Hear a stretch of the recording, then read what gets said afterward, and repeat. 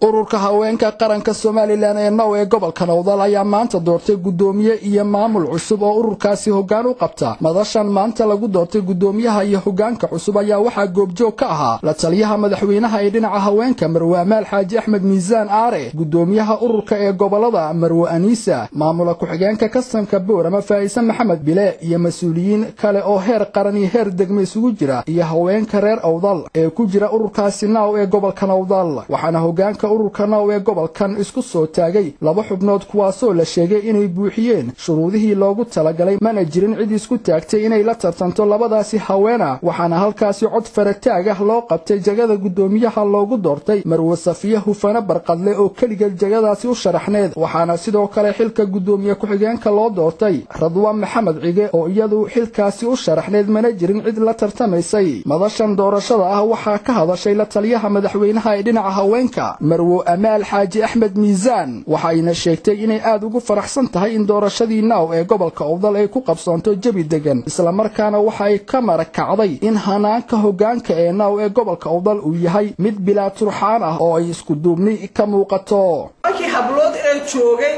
sagaal baa Safiya codka siiyay gudoomiyuhuna Macalin Safiya sidaas ay ku tahay gudoomiyuhu ururka qaranka ee gobolka.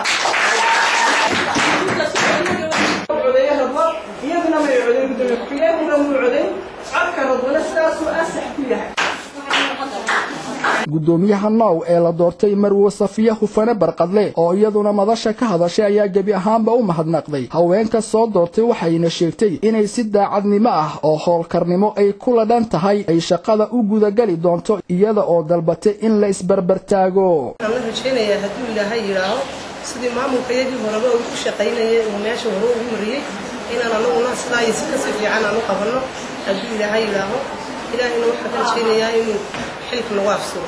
sidoo kale waxaa madashan ka hadashay gudoomiye ku-xigeenka Now ee la doortay Radwaan Maxamed Cige, waxa ayna u mahadnaqday haweenka soo doortay iyada oo sheegtay in hawsha ay u hayso haweenka Now ee gobolka Awdal oo ay shaqada u igmadeen u gudan doonto si hufnaan ay ku jirto, isla markaana ay la shaqeyn doonto gebi ahaanba haweenka reer Awdal.